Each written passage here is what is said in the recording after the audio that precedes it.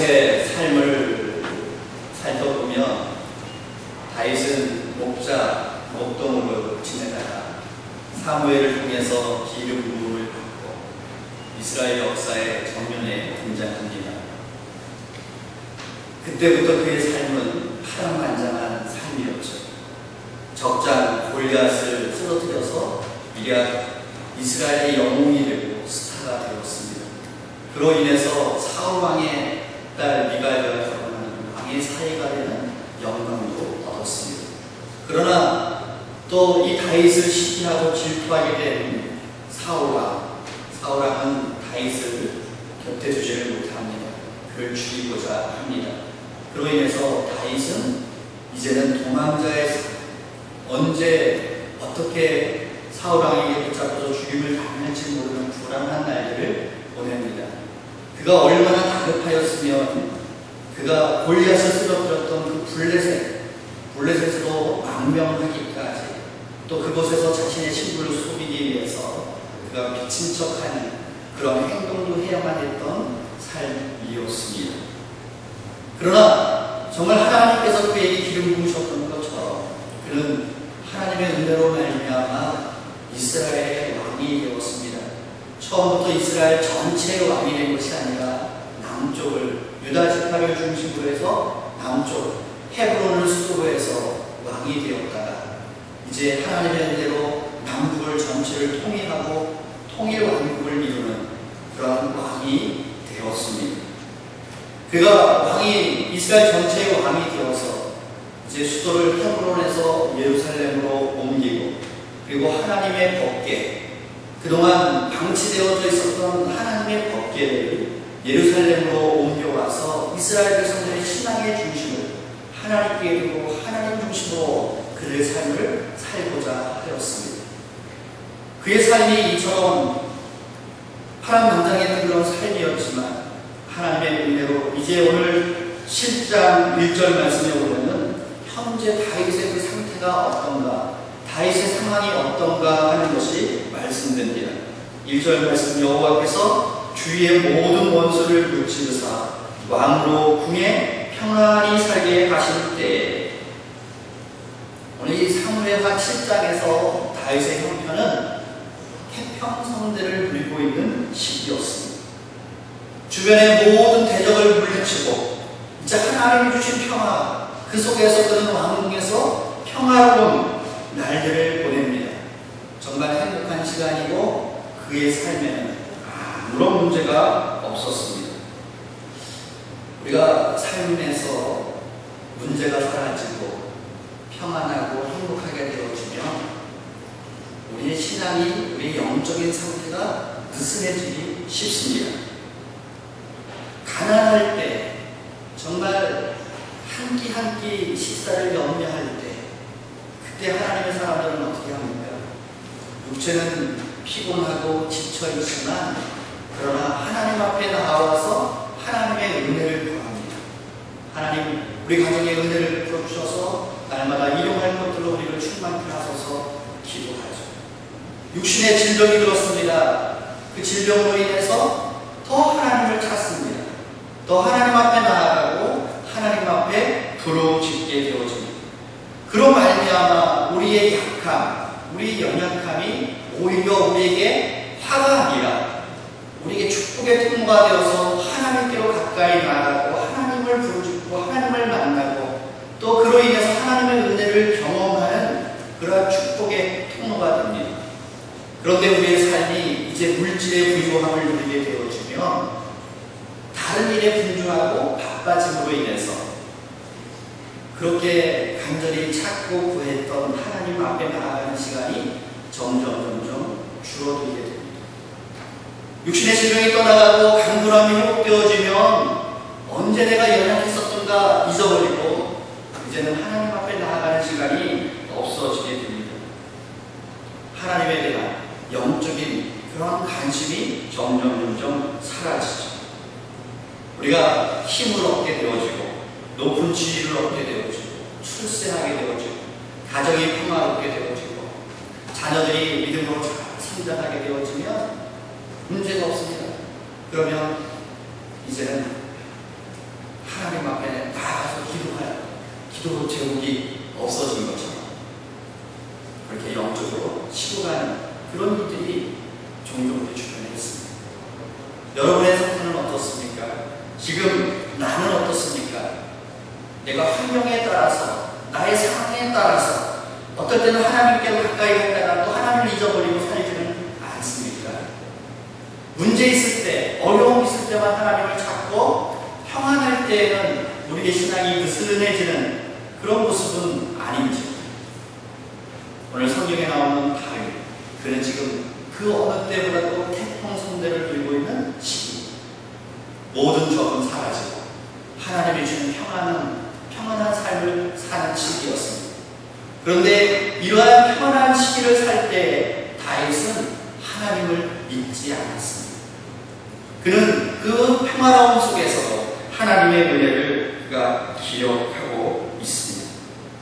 2절 말씀, 왕이 선지자 나단에게 이르되 볼지어다 나는 백향목궁에 살거늘 하나님에게는 휘장 가운데에 있도다. 시편 27편 4절 말씀에 보면 다윗 왕의 소원이 나옵니다. 다윗 왕이 가지고 있는 한 가지 소원이 있는데 우리 시편 27편 4절 말씀 자막을 보여주실 텐데 같이 한번 읽어보겠습니다. 시작. 내가 여호와께 바라는 이 한 가지 일 그것을 구하리니 곧 내가 내 평생에 여호와의 집에 살면서 여호와의 아름다움을 바라보며 그의 사전에서 사모하는 것이라. 다윗 왕의 소원이 무엇입니까? 내가 내 평생에 여호와의 집에서 살겠다. 내가 하나님의 집에서 살겠다. 하나님 가까이 있겠다. 하나님께 가까이 나아가고자 하는 그러한 다윗의 모습. 지금 이렇게 평화로운 때에 다윗은 하나님을 생각했습니다. 나는 백향목궁에서 살고 있는데 하나님의 궤는 휘장에 있도다. 나는 이처럼 화려하고 아름다운 궁궐에서 생활하고 있는데 하나님의 궤는 저 천막에 있다. 우리가 하나님의 은혜를 받으면 우리의 모습이 변하게 되어집니다. 성령께서 우리에게 충만하게 되어지면 우리의 태도가 바뀌게 되어집니다. 은혜 받기 시작하면 제일 먼저 나타나는 현상이 무엇일까요? 우리의 입을 열게 됩니다. 입을 열어서 하나님을 찬양합니다. 나에게 이런 은혜를 주셨군요. 내게 이런 은혜를 베풀어 주셨군요. 하나님 감사합니다 하면서 하나님을 찬양합니다. 이 평상시에 그렇게 다물려 있었던, 막 다물혀 있었던 그런 입술이 열려서 이제 하나님의 성을 찬양하기 시작합니다. 그리고 그 은혜가 점점 충만해지면 우리들 마음속에 어떤 마음이 드냐면 내가 주를 위해서 무엇을 할까? 내가 어떻게 주를 위해서 살까? 하는 마음을 갖게 되어집니다. 다윗도 자신의 지난 날을 돌아보면서 정말 얼마나 많은 죽음의 고비가 있었습니까? 얼마나 자신이 미천한 자였습니까? 그런데 하나님께서 나를 이렇게 강하게 하셨고 이렇게 이스라엘의 왕으로 삼으셨고 모든 대적을 물리쳐주시고 오늘과 같이 이렇게 평화로운 날을 주셨구나. 그 속에서 그는 하나님의 은혜, 내가 하나님으로부터 얼마나 큰 은혜를 받았는가 하는 것을 생각합니다. 그리고 이제 내가 주를 위해서, 하나님을 위해서 내가 무엇을 할까? 내가 무엇을 하겠느냐? 그런 생각합니다. 그때 그가 깨달은 것이 나는 이렇게 좋은 백향목궁에서 살고 있는데 하나님의 법궤는 저 휘장 천막 안에 있구나 하는 것을 그가 깨닫게 되어집니다. 그래서 그가 마음에 결심합니다. 어떤 결심이? 내가 하나님의 집을 건축해야겠다. 오늘 우리들 마음속에 이런 마음이 있어야만 합니다. 여러분, 하나님을 사랑하십니까? 우리는 하나님을 사랑한다고 고백합니다. 그 사랑은 관심이에요. 사랑하는 사람이 지금 무엇하고 있을까? 사랑하는 사람이 무엇을 좋아할까? 어떻게 하면 내가 사랑하는 사람을 기쁘게 할까?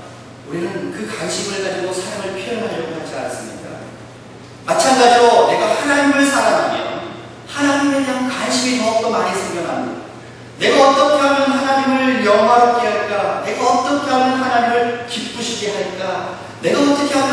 주를 위해 살아갈 수 있을까? 그리고 이제 내가 주를 위해서 뭔가를 해야겠다 하는 마음을 갖게 되죠. 그러면 하나님을 사랑하는 것이 어떻게 표현되어집니까? 먼저 교회를 돌아보고 하나님을 사랑하기 때문에 교회에 관심을 갖습니다.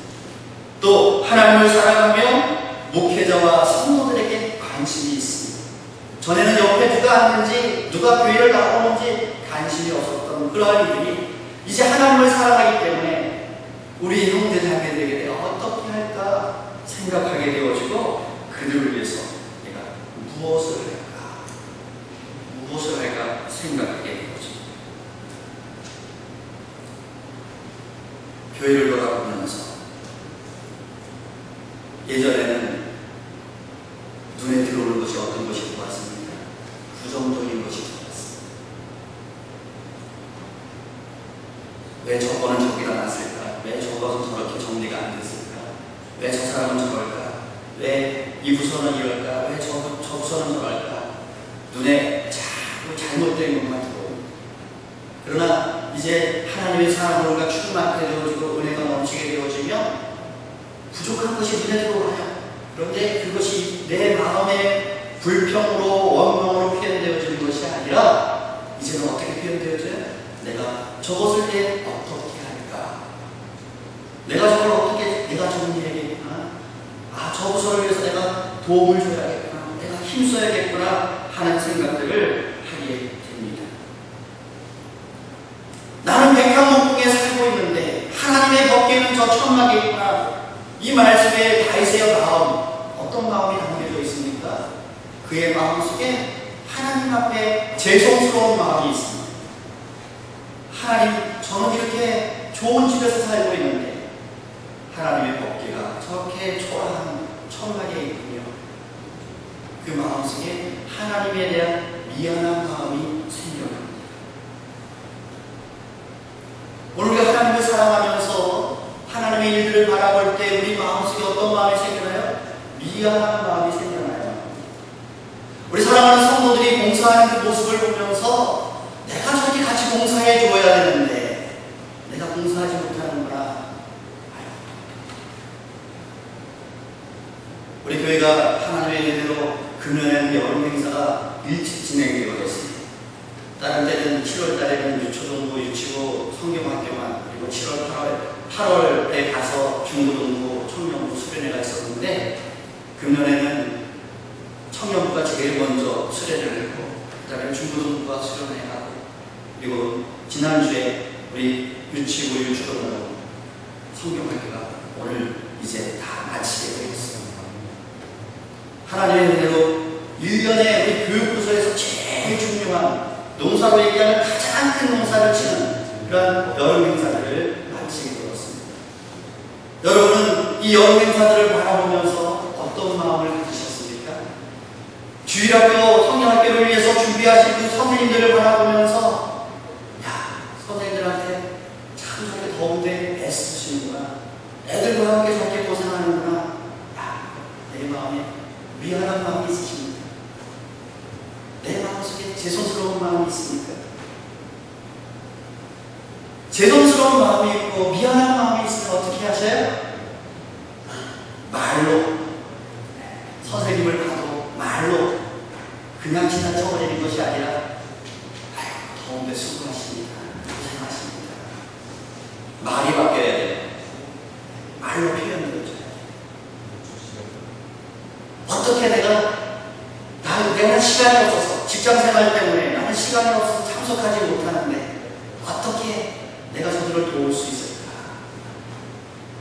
우리는 주일날 점심시간만 되면 참 맛있는 점심 식사를 합니다. 오늘 혹시 처음 오셔서 우리 교회 식사를 못 해보신 분들은 오늘 꼭 참석해보세요. 맛있습니다. 그 식사를 하시면서 여러분은 어떤 마음을 가지십니까? 이렇게 더운데 그 뜨거운 불과 씨를 마시면서 저렇게 수고하셔서 오늘 이렇게 맛있는 식사를 내가 대접받는구나. 그 마음속에 미안한 마음 있으셔야 돼요. 아이고, 뭐 내 순서대로 나도 할 건데 장본인이니까 당연히 해야지. 아니요. 우리는 하나님으로부터 은혜를 받으면 우리의 모습이 바뀌어요.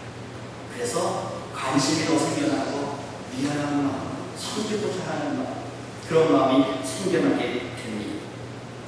다윗이 자신의 모습을 보고 하나님으로부터 받은 은혜를 깨닫고 그리고 하나님의 법계를 읽는 그 휘장을 바라보면서 그의 마음속에 미안한 마음이 생겼어요. 죄송한 마음이 생겼습니다. 나는 이처럼 화려한 곳에 살고 있는데 하나님의 법계는 저렇게 초라한 천막이구나.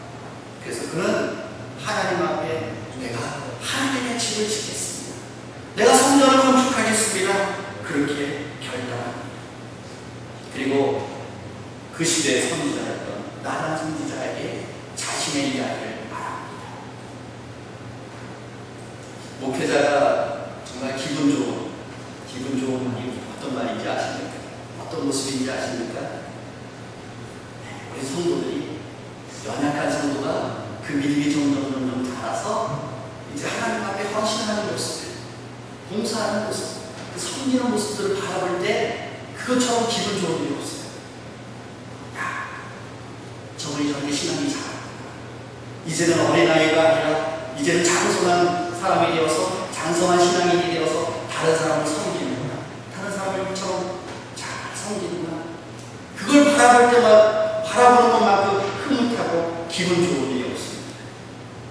나단 선지자에게 이 다윗이 나는 이렇게 백한 중에서 살고 있는데 하나님의 법궤는 천막에 있어. 제가 하나님의 집을 짓겠습니다. 제가 성전을 건축하겠습니다. 그 이야기를 들을 때 나단 선지자는 너무나 기뻤습니다. 그래서 그는 그를 격려합니다. 그를 축복합니다. 3절 말씀, 나단이 왕께 말해 여호와께서 왕과 함께 계시니 마음에 있는 모든 것을 행하소서. 그런데 그 밤에 하나님께서 나단 선지자에게 나타나셔서 다윗이 하나님의 전을 건축하겠다고 하는 그 소원을 하나님께서 거절하셨습니다. 다윗은 분명히 그의 마음속에 뜨거운 하나님을 사랑하는 뜨거운 열정이 있었고 하나님을 향해서 그가 헌신하고자 하는 그런 결심이 있었고 그래서 기쁨으로 그가 하나님의 전을 건축하려고 하였는데 오늘 하나님께서는 그것을 거부하셨습니다. 5절 말씀 후반부에 보면은 내가 나를 위하여 내가 살 집을 건축하겠느냐, 내가 나를 위하여 내가 살 집을 건축하겠느냐. 오늘 이 사무엘 하에는 건축하지 말라 이렇게 말씀하지 않죠. 건축하겠느냐, 이 말씀 속에 건축하지 말라 하는 말씀이 담겨 있습니다. 오늘 이 본문과 똑같은 배경을 가지고 있는 말씀이 역대상 17장에 나오는데 거기에 보면 너는 내가 거할 집을 건축하지 말라 하나님께서 단호하게 분명하게 말씀해 주셨습니다.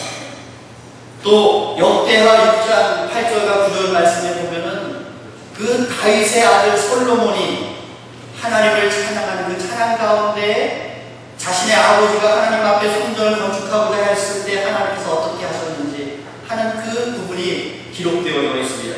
우리 역대하 6장 8절 9절 말씀 우리 한번 스크린을 보면서 같이 읽어보겠습니다. 시작. 여호와께서 내 아버지 다윗에게 이르시되 내가 내 이름을 위하여 성전을 건축할 마음이 있으니 이 마음이 내게 있는 것이 좋도다. 그러나 너는 그 성전을 건축하지 못할 것이요 내 허리에서 나올 내 아들 그가 내 이름을 위하여 성전을 건축하리라 하시더니 하나님께서는 다윗의 마음속에 하나님을 위하여 내가 하나님의 전을 건축하겠다 하는 그 마음을 가지고 있는 것을 하나님께서 너무나도 귀하게 여기셨습니다. 그가 그 마음을 가지고 있는 것을 하나님은 너무나도 기뻐하셨습니다. 그러나 하나님께서는 다윗에게 너는 성전을 건축하지 말라 말씀하셨습니다. 우리는 종종 주님을 위해서 헌신할 때요, 내가 주님 이렇게 헌신하겠습니다, 내가 정말 하나님의 나라를 위해서 이렇게 살겠습니다. 좋은 마음을 가지고 좋은 뜻을 가지고 헌신하려고 합니다. 그런데 이때 우리가 한번 깊이 생각해봐야 해요.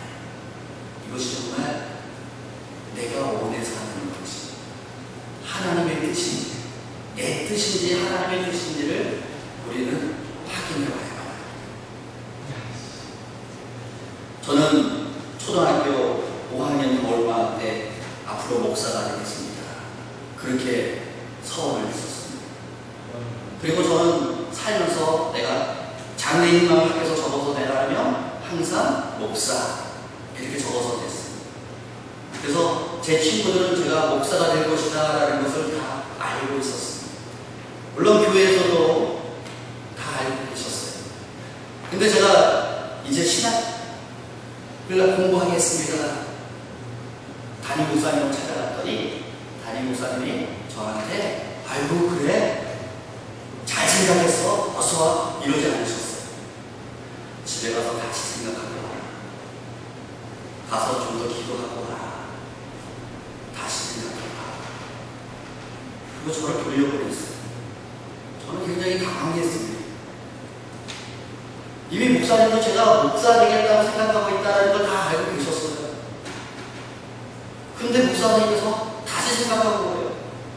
그리고 저를 돌려보냈습니다. 그래 또 고민이 되잖아요. 그 기도하고 언제 해야 될까? 이틀 만에 가도 되는지 3일 만에 가도 되는지 아니면 기도하는 시간에 일주일 있다가 가야 되는 건지 잘 모르겠어요. 고민하다가 이틀 된 다음에 다시 갔습니다. 그랬더니 목사님께서 생각해봤니? 기도해봤니? 네, 저 목사 됐네요. 그랬더니 저희 목사님이 그럼 3가지를 각오해야 돼. 첫 번째, 맞아 죽을 각오해야. 그분이 이분이셨거든요. 맞아 죽을 각오해야. 두 번째, 굶어 죽을 각오해야. 세 번째, 이 사람의 죽을 각오를 해라. 그러십니다. 네, 알겠습니다. 그리고 3가지를 조심해라. 또 3가지 조심할 것을 말씀해 주셨어요. 첫 번째, 돈을 조심해라. 두 번째, 명예를 조심해라. 세 번째, 여자를 조심해라.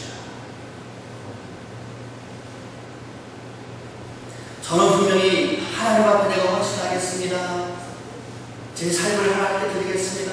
기쁜 마음으로 하나님 앞에 드리고자 하는데 하나님, 그 목사님께서는 저에게 다시 한번 생각해봐라. 정말 하나님이 너를 부르셨는지 하나님이 너를 쓰기를 원하시는지 기도해봐. 여러분, 내가 아무리 좋은 의도를 가지고 좋은 생각을 가지고 내가 하나님 앞에 나를 드리겠습니다. 내 물질을 드리겠습니다. 내 건강을 드리겠습니다. 내 자녀를 드리겠습니다. 그럴 때 하나님이 정말 그것을 원하시는지, 하나님의 뜻이 정말 그것을 드려주기를 원하시는 것인지를 우리는 점검해 봐야 합니다. 그것을 점검하지 않고 무조건 이걸 하나님이 좋아하실 거야 생각하고 내 삶을 드렸다가 어떤 행동을 하였다가 결국 그것으로 인해서 하나님의 영광을 나타내기는커녕 하나님을 욕보이고 그런 일들이 얼마나 많습니까? 하나님께서는 다윗이 하나님의 전을 건축한다는 것을 거부하셨습니다. 반대하셨습니다. 하나님을 왜 다윗의 손을 통해서 하나님의 집을 짓는 것을 거부하셨습니다. 오늘 본문에 있는 말씀을 통해서 보면 6절 말씀에 내가 이스라엘 자손을 애굽에서 인도하여 내던 날부터 오늘까지 집에 살지 아니하고 장막과 성막 안에서 다녔나니. 하나님은 어떤 분이세요?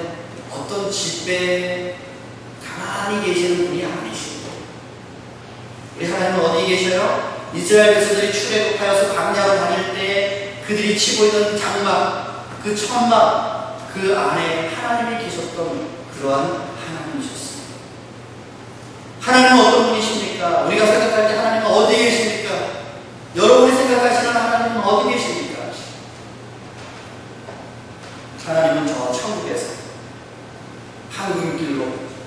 온갖 보석으로 치장되어져 있고 12 진주문이 있는 그 천국에서 천군 천사들이 노래하며 춤추는 그곳에서 하나님이 근엄하게 서 계시는 곳으로 생각하시니까 하나님은 우리의 삶의 자리에, 나의 삶의 자리에 찾아와 계셔서 나와 함께하고 계시는 하나님이십니다. 오늘날 많은 성도들이 하나님은 어디 계십니까? 주일날 예배당 하나님 안 계시는 곳으로 생각하고 주일날 예배당에 찾아가서 하나님 잠깐 만나고 그리고서는 일주일 동안 하나님 없는 삶을 사는 그런 일이 얼마나 많습니다. 그러나 오늘 우리 하나님께서는 나는 너가 만든 그 집에만 한정적으로 있는 자가 아니라 너의 삶의 자리에 함께하는 그런 하나님이시다라는 사실을 우리에게 말씀하십니다. 하나님께서 왜 다윗이 하나님의 집을 짓는 것을 거부하셨습니까? 7절 말씀입니다. 이스라엘 자손과 더불어 다니는 모든 곳에서 내가 내 백성 이스라엘을 먹이라고 명령한 이스라엘 어느 집파들 가운데 하나에게 내가 말하기를 너희가 어찌하여 나를 위하여 백향목 집을 건축하지 아니하였느냐고 말하였느냐. 하나님께서 내가 언제 너희들에게 집 지어달라고 말했느냐 그렇게 말씀하십니다. 하나님께서는 누구에게 집 지어달라고 부탁하신 분이 아니십니다. 하나님은 우리가 지은 집이 있어야만 그곳에 거하실 수 있는 그러한 분은 더더욱 아니십니다. 하나님은 다윗이 내가 하나님을 위하여 집을 짓는 것, 내가 하나님을 위해서 집을 짓겠다고 생각했는데 그것이 아니라 하나님께서 다윗을 통해서 하나님의 집을 세우시고 계시는 것을 이제 오늘 7절 위에 말씀하고 있습니다. 오늘 우리가 시간 관계상 1절부터 7절까지 말씀을 보았지만은 여러분 집에 가셔서 29절 마지막 절 말씀까지 한번 가만히 읽어보십시오. 하나님이 다윗을 어떻게 이스라엘의 왕으로 세우셨습니까? 하나님께서 어떻게 그의 대적을 다 물리쳐 주셨습니까? 다윗이 하나님의 집을 지은 것이 아니라 하나님께서 그를 위하여 집을 지으셨습니다. 11절 마지막 부분에 보면 또 내게 이르노니 여호와가 너를 위하여 집을 짓고 하나님께서 다윗을 위하여 집을 지으셨다고 말씀하십니다. 또 12절에 보면 중간부에 내가 내 몸에서 날 내 씨를 내 뒤에 세워 그의 나라를 견고하게 하리라. 여기 내 몸에서 날 내 씨 누굴까요? 1차적으로는 솔로몬입니다. 솔로몬을 통해서 너의 나라를 견고하게 할 것이다. 또 13절 나는 그의 나라 왕위를 영원히 견고하게 하리라. 솔로몬을 통해서 내 시로 난 솔로몬을 통해서 나의 집이 건축되게 할 것이고 내가 그의 나라를 견고하게 할 것이고 그의 나라를 영원하게 할 것이다. 그런데 솔로몬은 그림자, 솔로몬은 상징이에요. 우리에게 누구를 보여주는 인물입니까? 예수 그리스도를 보여주시는 거예요. 내가 내 시로 날 자 누굴까요? 다윗의 자손으로 이 땅에 보시는 예수 그리스도이십니다. 사실 역사적으로 보면 솔로몬 때 성전을 짓기는 했지만 어떻습니까? 솔로몬 때 부귀영화를 누리긴 했지만 그 이후로 나라가 급격히 쇠퇴해집니다. 분열되고 집니다. 그리고 BC 586년에 그 유대 나라가 바벨론에 의해서 멸망하게 되어집니다. 그러면 이 말씀이 틀린 거 아닌가요? 너의 나라를 내가 견고하게 하겠다, 내가 영원토록 하겠다. 그 말씀은 바로 다윗의 자손으로 이 땅에 오신 예수 그리스도를 통해서 하나님의 집, 하나님의 나라를 하나님께서 견고하게 세울 것이다. 내가 그의 나라를 영원하게 하시겠다 말씀하고 계십니다. 이 말씀 속에 우리에게 주신 것이 무엇인가? 바로 우리를 향하신 하나님의 놀라운 구원의 계획. 내가 하나님을 위해서 무엇을 하는 것이 아니라 하나님께서 다윗을 통해서 이 인류를 구원하는 위대한 역사, 다윗을 통해서 이 땅에 하나님의 나라를 건설하는 위대한 역사를 이루시겠다라는 사실을 하나님께서 다윗에게 말씀해 주십니다. 그래서 이 사실을 깨달은 다윗이 이제 18절 말씀 보면은 다윗 왕이 여호와 앞에 들어가 앉아서 이르되, 다윗이 그때 그 사실을 깨달았습니다. 하나님의 계획을 깨달았습니다. 하나님의 은혜를 깨달았습니다. 그때 그는 하나님 앞으로 나아가서 하나님 앞에 들어가 앉아서 기도하기. 그래서 18절 이후에 다윗의 기도문이 기록되어져 있습니다. 여러분, 만약 여러분이 하나님 앞에 내가 이렇게 헌신하겠습니다 그랬을 때 하나님이 안 돼, 하지마, 그러면 여러분 어떻게 하시겠습니까? 마음에 섭섭한 마음이 생기지 않습니까? 어떤 분이 찾아와서, 목사님, 제가 교회를 위해서 제가 이런 거 한번 해보겠습니다. 정말 좋은 의도를 가지고 찾아와서 말씀을 하시는데, 제가 집사님 고맙습니다. 근데 아직은 아니에요. 하지 마세요. 만약에 이러면 여러분 마음 어떻겠습니까? 내가 좀 뭘 좀 해보려고 하는데 말이야, 목사님이 못하게 하시네. 그리고 그 마음에 섭섭한 마음이 들어가도 삐지고 시험에 들지 않습니까?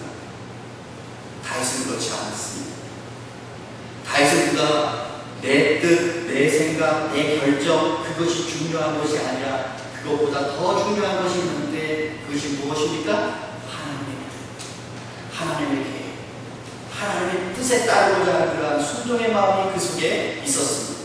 그래서 그는 하나님 앞에서 자신의 헌신이, 그가 하나님의 집을 세우겠다라는 것이 하나님께서 거부하셨지만은, 그는 시험에 들고 신앙의 길을 떠나버리는 것이 아니고, 내가 이 교회 아니면 없나 떠나가 버리는 것이 아니라, 그는 하나님 앞에 더 나아갔습니다. 하나님 앞에 나아가서 겸손히 하나님 앞에 엎드려 기도하고 있는 그런 다윗의 모습을 우리에게 말씀합니다. 우리는 하나님의 일을 하면서 착각하지 마세요. 착각하지 마세요. 내가 아니면 안 될 거라 착각하지 마십시오. 내가 하나님을 위해서 어떤 호의를 베풀고 내가 하나님의 일을 해으로 인해서 그 능력이 하나님의 교회를 강건하게 세운다 착각하지 마세요. 저는 그런 착각을 해본 적이 있어요.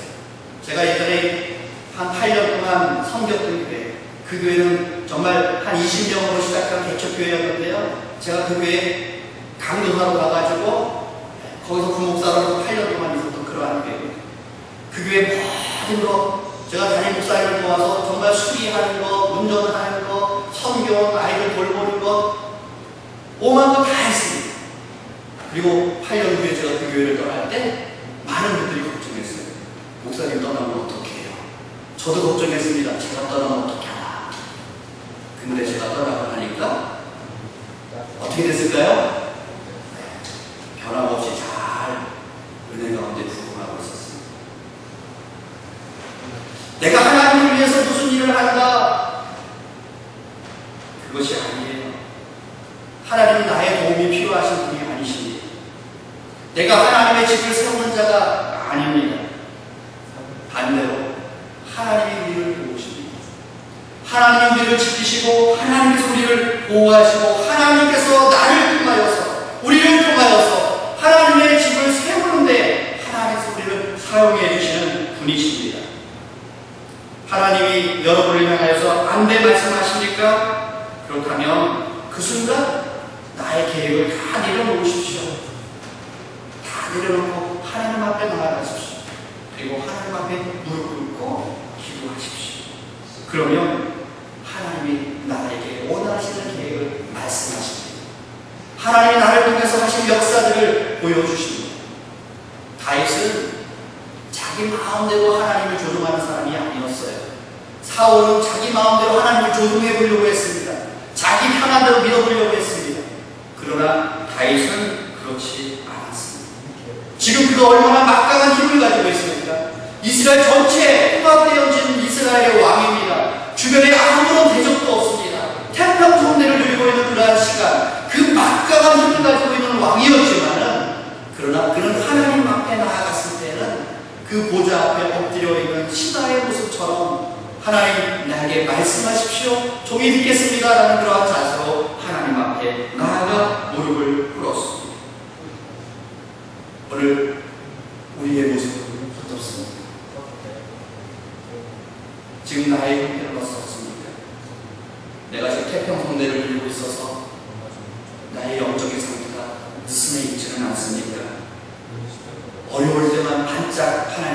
찾고 있지는 않습니까? 내게 주신 하나님의 은혜, 지금까지 나에게 하나님께서 베푸신 은혜를 한번 생각해 보십시오. 그리고 이제 내가 하나님의 은혜를 위해서 내가 어떻게 다윗과 같이 미련한 마음, 하나님 앞에 죄송한 마음을 가지고 우리 서로를 돌아볼 수 있는 그러한 종들이 되길 바랍니다.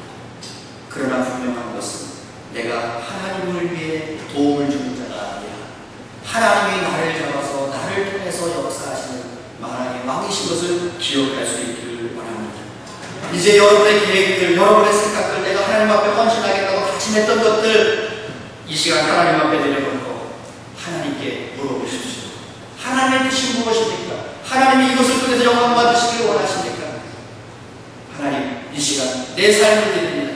나의 모든 걸 하나님 앞에 내어놓습니다. 하나님, 나를 통하여서 하나님의 위대한 역사를 이루어 주소서. 제가 따르겠습니다. 고백함으로 말